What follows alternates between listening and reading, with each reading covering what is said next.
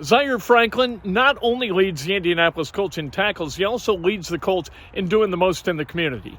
He was named the Walter Payton Man of the Year award winner for the Colts today. Chris Ballard sang his praises, as did his teammates. Here's Zaire Franklin talking about what the award means to him and why he does what he does. Man, so first I just want to thank the Colts organization, the Ursays, Chris, Shane, just for giving me this type of honor. Just humbled, inspired, encouraged, just to be put on that list with not only the great Colts that came before me, but, so many great men throughout this league, to be able to stand up next to them just means a lot. Just from humble beginnings, and, I never take anything for granted.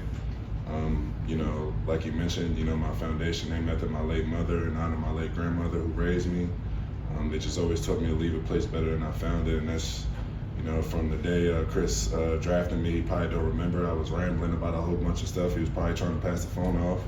I had so many calls that day, but I remember for one of the first things I told him was I couldn't wait to be able to get into the Indianapolis community and try to help those people out there. So, I just try to stay true to my word since day one, and I'm thankful and blessed to be able to stand before you as the Walter Payton Man of the Year this year. So, thank you guys. All right, open it up. You said, I think you mentioned this before with the Boys and Girls Club, that this sense of giving back came from your mother and grandmother. Can you talk more about that and just how that was instilled in you? Yeah, so, my neighborhood,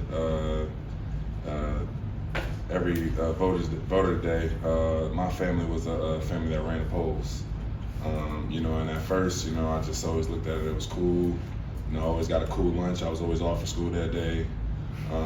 And my mom and grandmother wouldn't be home, so I'm playing video games all day too, so that's pretty cool.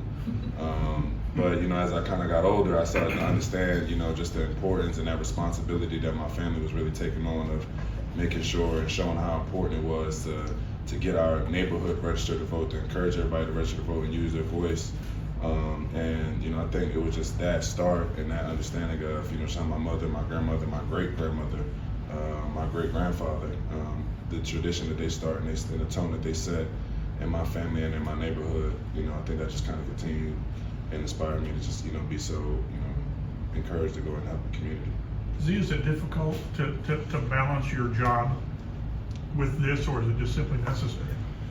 Well, obviously, the demands of my day job are what they are, early mornings and late nights. But, I always say, it's nothing that brings you back down to earth. It's nothing that resets you than being, in front of the kids on a Tuesday in the community, win or lose. It brings you back to when you were just, a young kid in middle school, just happy that you got a different schedule that day. It just fills me with joy. It humbles me. It keeps me grounded. And I think it allows me to be the best version of myself. The kids don't care, do they? No, they care. Trust me. No, win or lose, don't they care? No, they're gonna tell you. They're gonna tell you. But I feel like that's the beauty of it, though. They're gonna tell you for sure. And that's usually my favorite part. So.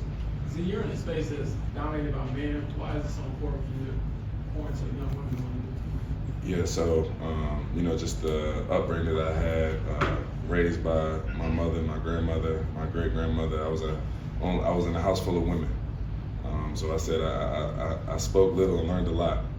And I just felt like the things that they taught me, and just to see bigger than where I was. My mom used to always push me. She used to always ask me, "What do you want to be when you grow up? What do you want to be when you grow up?" So my grandmother used to tell me, "You're gonna graduate college or else." So I'm like, okay. And even when I didn't even understand how big of the things they were pushing me, it was just because they believed in me, and they wanted me to see further than wherever we was. And I think my whole mission with Shalice's Angels and the genesis of it is to go back into the environments, into the neighborhoods that I'm from, and try to get those young women and the young men too, just to see further than what they is. I feel like in the NFL, it's easy for us to go back to the football teams and talk to the young guys. I can speak to them directly because I grew up like them. But I do feel like our young women are sometimes overlooked and underserved, and I'm just trying to do my part. What was your reaction when you found out you received this honor, and what does it truly mean to you to carry this on?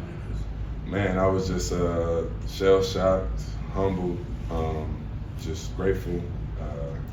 I talked to Kenny a lot about just how sometimes we, you know, in the stage we're in, we achieve things, and sometimes we just so busy as trying to move forward and look forward. Sometimes it's hard for us to really feel what, you know, the gravity of things that we actually earned. But you know, definitely just something I'm truly thankful for. It was something that was always an ultimate goal of mine, you know, when I came into the league. And honestly, just this gotten this honor to me is just the validation and encouragement to keep going. You know, it's just now that we have achieved this, I'm just thinking about all the possibilities, all the different things that I can do to, you know, further help, you know, the kids, whether it's North Philadelphia, whether it's in the east side of Indianapolis, you know, wherever it may be, just to continue to try to help the kids and, you know, inspire them to go further. See, we talked about even before you knew if you were going to make the team, you were looking for ways to give back across Indianapolis. So much of your work was centered on kids. Since becoming a father yourself, how has that amplified the impact that you see you can have on children and your motivation to continue and find more and more ways? Man, you know, now, you know, I got a son, you know, it's cool because now I'm bringing him on my community service trips.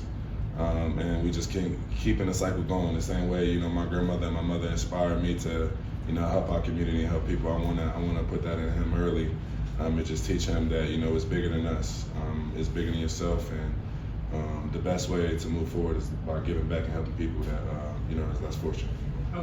Zaire Franklin's just one of those guys, and as we hear from Chris Ballard all the time, especially on draft day and draft night, you hear Ballard talk about what he looks for in an Indianapolis Colt, what he wants in the locker room. He wants smart guys, he wants guys with high character.